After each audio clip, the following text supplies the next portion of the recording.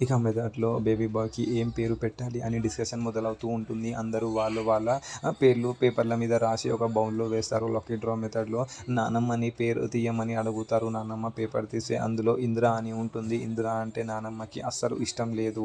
కానీ అహల్య ఇంకా ఇంటి వాళ్ళు అందరూ ఇంద్ర చాలా మంచి పేరు. ఇంద్ర గారి లాగే వీడు పుట్టాడు అని చాలా సంతోషపడుతూ ఉంటారు. నానమ్మకి ఏదో డౌట్ వస్తుంది. అందరూ వేరే వేరే పేర్లు రాసినా ఇంద్రదే రావడం ఏంటి అని అడుగుతుంది. ఇంకొక పేపర్ తీయి అంటే అప్పుడు కూడా ఇంద్ర అనే వస్తుంది.